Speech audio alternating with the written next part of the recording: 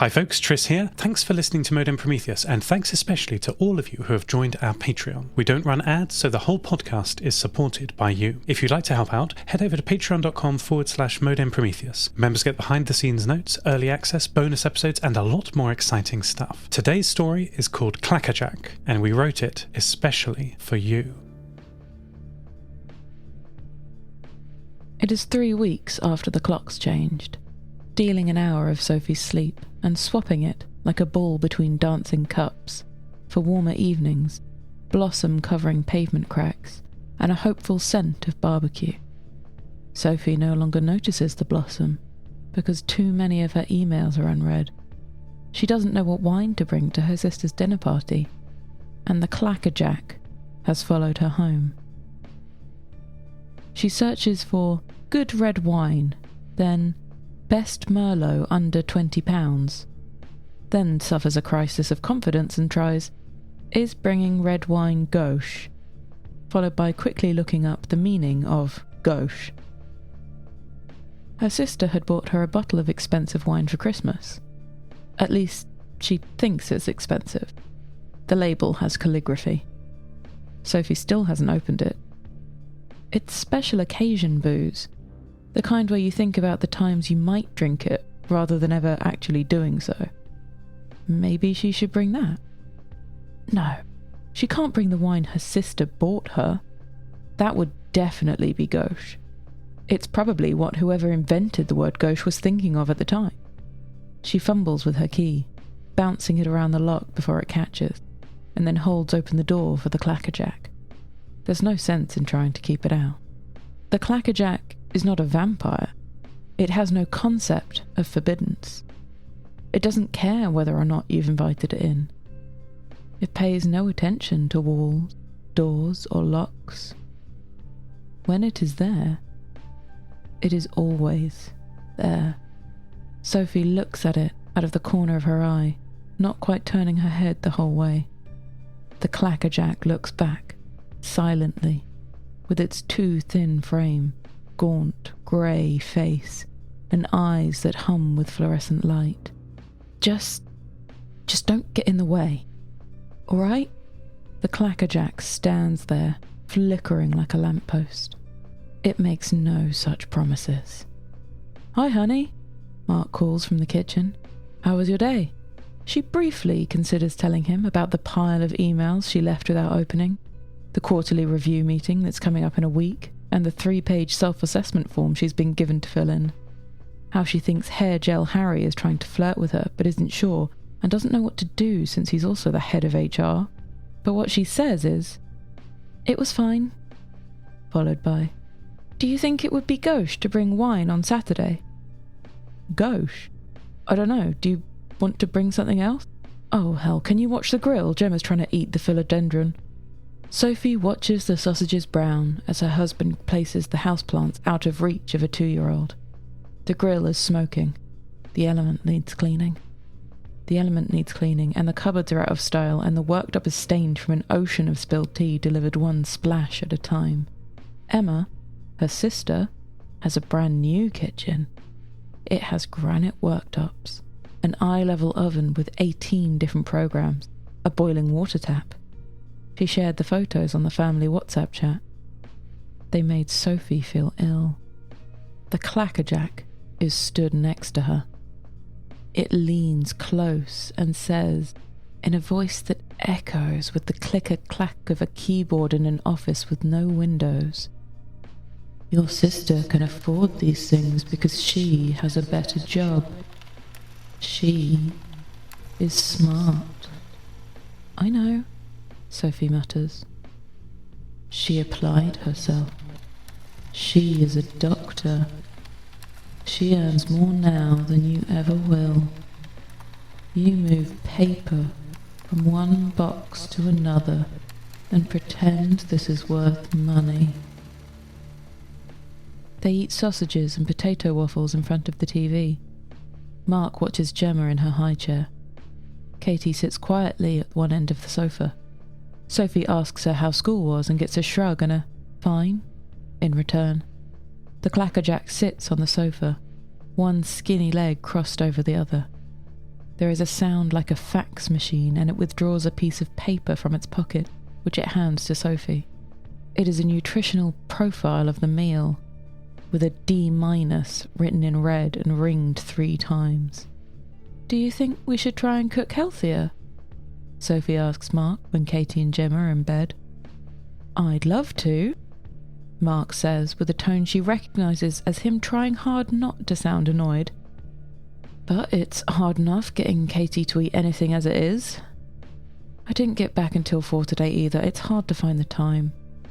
No, I didn't mean it was your fault." Mark doesn't sound like he is entirely convinced. Sophie tries to change the subject. "Do you think I should go see the guy?" "What? What for?" Everyone knows the guy. The guy can get anything. Angie had been after a promotion for 3 years, and last year she'd finally got bored and gone to see the guy. Now she's the head of business opportunities and has 8 direct reports. If the guy can do that, he can definitely get a nice bottle of wine. "You're not going to the guy for wine," Mark says. "It'd cost far too much." Sophie frowns. It's a fair point. Everything the guy gives you has a price, and the price for Angie was several nights working late with Hair Gel Harry. When they go to bed, the Clackerjack follows and stands in the corner of the room like an interrogator. Sophie cannot sleep. She is too distracted by the light from its fluorescent eyes. Finally it moves, flowing up and under the duvet like mercury, pushing its way between her and Mark. It spoons her, breathing with typewriter drumming into her hair, one hand pressing firmly against her heart.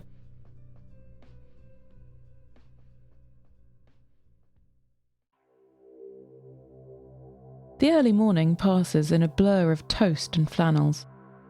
Mark has Gemma in her high chair and is trying to persuade her to eat toast and Marmite, which he's cut into small squares. Gemma is more interested in its aerodynamic properties, into which she is conducting a thorough investigation. Mark will look after her until the childminder arrives. Sophie needs to be out the door in 18 minutes or she will miss her train. Katie needs to be out the door in 22 minutes or she'll be late for school. The Clackerjack is giving her a countdown, along with a list of everything that still needs to be done. Sophie has not told Mark about the Clackerjack. To do so would be far worse than gauche. It would be weak. When a Clackerjack latches onto you, it's just something you have to deal with. Part of being an adult. The Clackerjack is a problem. It is not an excuse. Katie nibbles at her breakfast, a crumb of marmalade dropping from her bottom lip as she watches videos on her phone. "Katie, hurry up and finish your breakfast." "I'm not hungry." "Well, eat it anyway." "Think I'm ill." "No, you're not. Anyway, if you stayed home, you'd miss your friends." "Don't have friends." "Don't be ridiculous, of course you do." "What about Alice and Kate and Becky?" "Not my friends." She's been doing this for the last few weeks. She's tried any and every excuse not to go to school. She used to enjoy it. Teenagers. 7 minutes, says the Clackerjack. Maybe she can dash out at lunch and find a bottle of nice Merlot. There's a wine shop not too far from her office. She can just go in there and say, "What's the best bottle of Merlot you have for under £20? And the guy behind the counter will sniff and give her a look and say something like, "Well, it's a good job you said best and not good, because of course really good wine is going to be out of her price range and..." 5 minutes, says the Clackerjack. Katie has given up on breakfast and is dropping her plate in the sink. "Katie, tuck your shirt in." Katie sullenly does, with a face that they both know means it's coming out again as soon as she's out of sight. She heads upstairs, causing Sophie to ask, "Where are you going?" "Cleaning my teeth. Having a wash, like you always tell me to do." "Haven't you done that already?" Just hurry up." 2 minutes, says the Clackerjack. "She despises you." "She's just being 13, Sophie mutters. "When Emma's boy is 13. he will still love her. Mark walks past, Gemma carried against his face, sporting a Marmite-stained grin. Is Katie ready yet? No, she's just gone to wash. Mark shakes his head like he's trying to get rid of a fly. Okay, you get to work, I'll deal with it. The Clackerjack leans in close. He thinks you're incompetent, it says. And you will not make your train.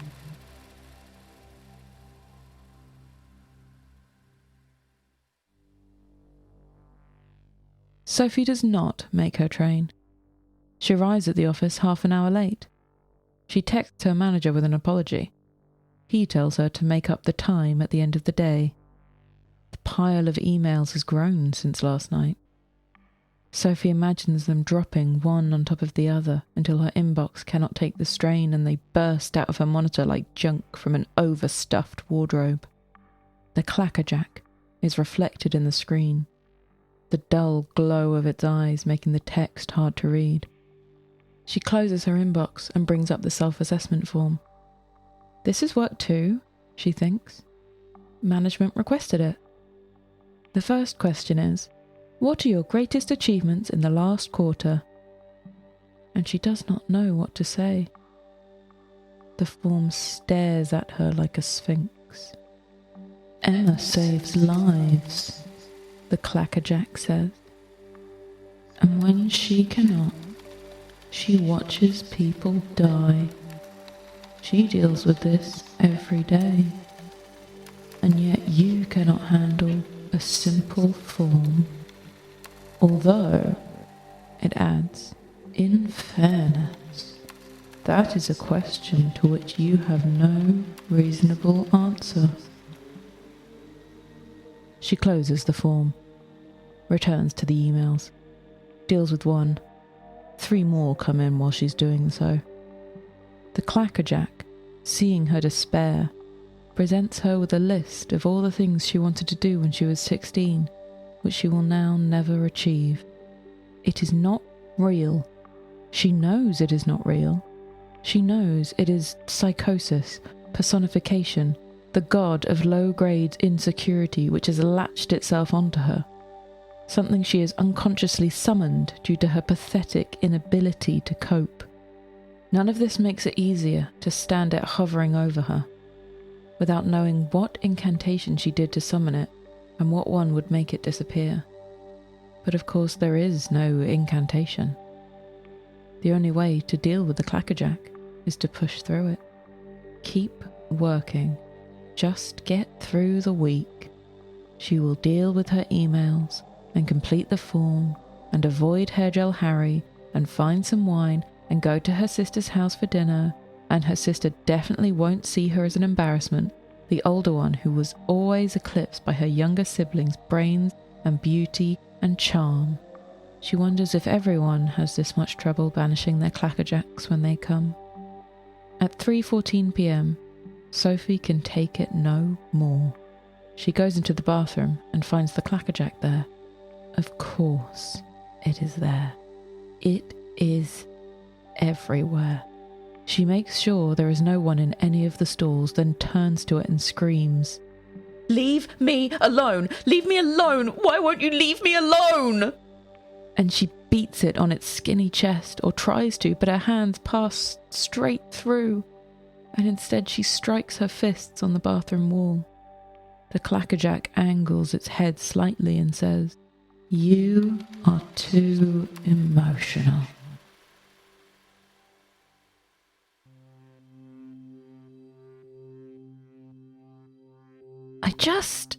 She says to the Clackerjack as she threads her way to the Moonstar Cafe, "I just can't deal with you right now.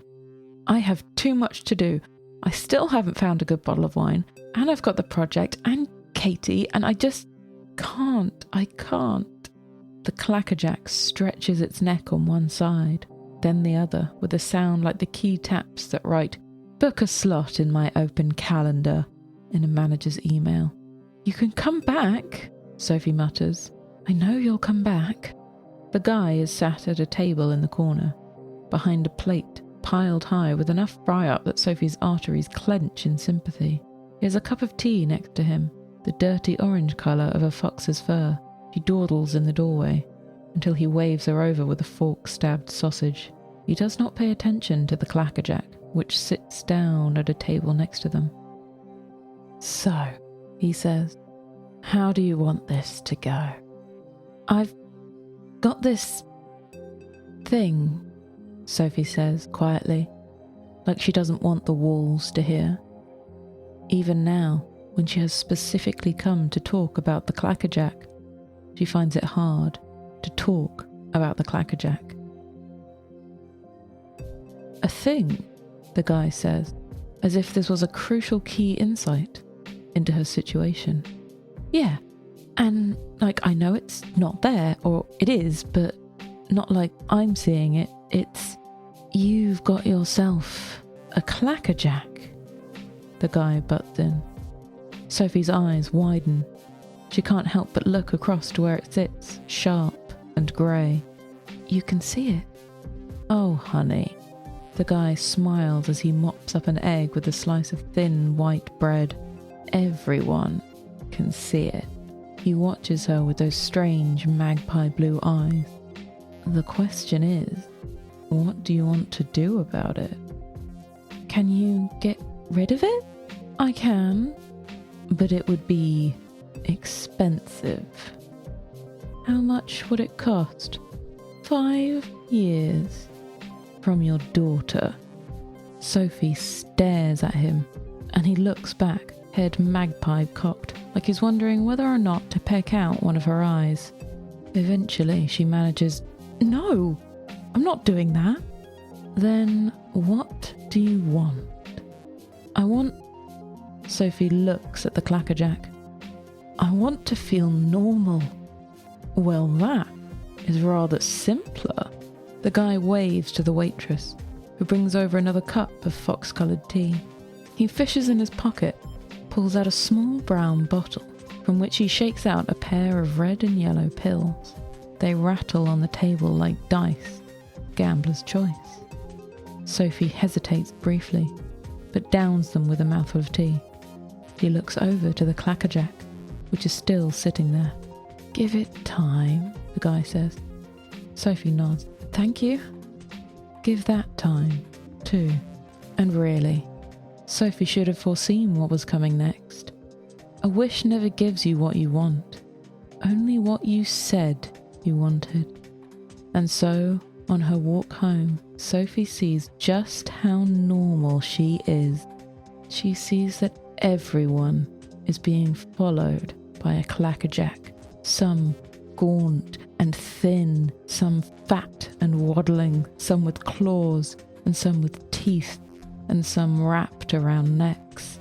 She gets home and sees Mark trying to ignore a red-haired woman with far too large eyes, at least 9 feet tall, its back bent in an impossible hoop so it can whisper ceaselessly in his ear.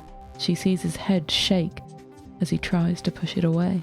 Katie is followed by her friend Alice, an impossibly beautiful version of Alice, wearing a constant sneer. Sophie reaches out on instinct to grip its shoulder and pull it away, and both she and it are shocked when her hand connects. Katie's Clackerjack looks at her, and Sophie looks back, but she doesn't know what to do and so lets it go, and it follows Katie into her room. Sophie's Clackerjack laughs, a dusty tapping sound.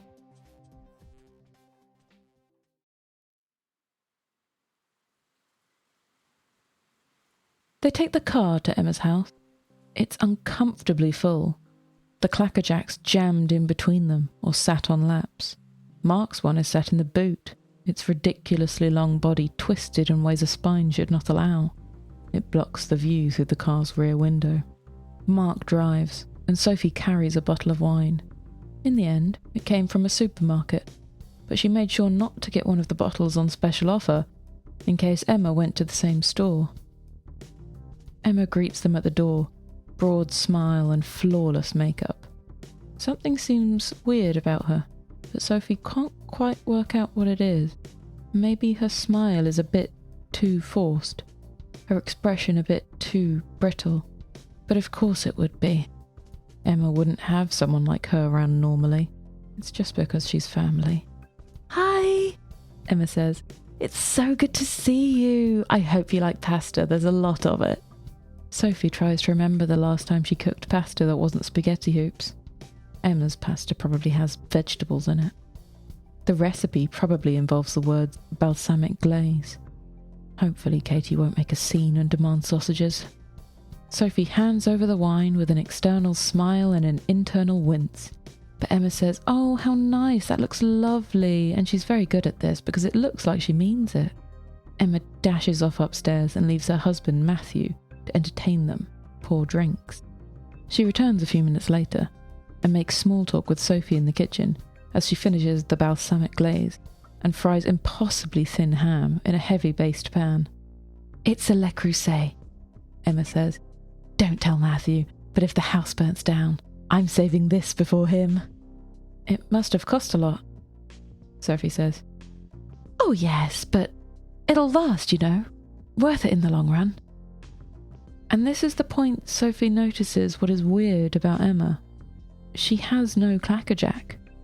Nothing stands over her explaining how she is a disappointment. Nothing whispers a litany of failures in her ear. And yet she looks at any minute like she might shatter, scattering the floor with perfectly cut glass, shards of a smile, a glitter of skin. They eat almost on time. Matthew pours Sophie's wine into several glasses, orange juice for the kids.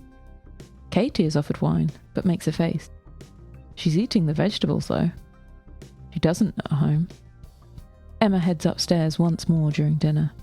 She comes back red-eyed, but still smiling. "Okay, dessert?" Dessert is a tiramisu, which Sophie's Clackerjack informs her is clearly homemade. Not the supermarket own brand she'd end up serving. Emma picks at hers, makes a joke with Katie and small talk with Mark before she's upstairs again. This time, Sophie follows. Their bedroom door is open a crack, and through it she can see Emma, leaning her weight against a wardrobe whose door is rattling violently. "No, please, just a few hours," she's saying. "Just a few hours, and then you can come out, but I just can't have you here now. I just can't." The door rattles once more and stops. Emma relaxes, but is then thrown backwards as the door bursts open and her Clackerjack stomps out. It's a huge one. A twisted column of Hydra necks, one with a face that isn't quite Matthew's, one with a face that isn't quite their mother's, and one with a face that isn't quite hers. She sees Matthew's face tell Emma he's only with her out of habit. It's obvious how much more attractive he finds Sophie. She sees her mother's face say it doesn't matter how much Emma accomplishes, she will always be the unwanted accident. She sees her own face ask if Emma's noticed how well behaved Katie and Gemma are, and say she's neglecting her own child, she's a terrible mother. And Emma mutters, I know. Sophie backs away from the door and heads to the kitchen. The Le Creuset pan is still sat on the hob, damp with oil and reassuringly heavy. She picks it up and makes her way back to Emma's room, where her Clackerjack has her cornered on the bed. Emma looks up, confused, as Sophie enters. Emma's Clackerjack does not, which makes it easier for Sophie to smack it in not quite mother's face. "Never!" she yells, smacking the thing with each word for emphasis. "Ever say anything like that to her again!" Emma's Clackerjack lies in a bloody heap on the floor. It isn't dead. These things do not live and die as you and I might understand the terms, but it looks very much like it wants to be. It slinks away to cower in the bottom of the wardrobe. Emma is staring at her. Sophie says, "You are a wonderful mother. You are an amazing sister. I'm sorry I don't say that to you more." Emma pulls her into a hug. Did you have one of them too? Sophie shudders.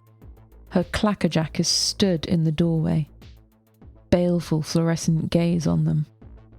She wonders how it will convince her that this was a terrible thing to do. She sighs. I still do. It spent the day telling me how I'll never measure up to you. How you only talk to me out of pity. How you'll always be the favourite daughter. You know the drill. It's over there right now. Emma glances to the doorway on instinct and her eyes go wide. Oh my God. Oh my God. Sophie looks at her. You can see it. I couldn't, but now you've told me about it, it's just so obvious. She walks a few steps towards the Clackerjack and reaches out a hand. The Clackerjack takes a step backward. Emma's eyes narrow, and she reaches her hand behind her. Sis, give me that pan.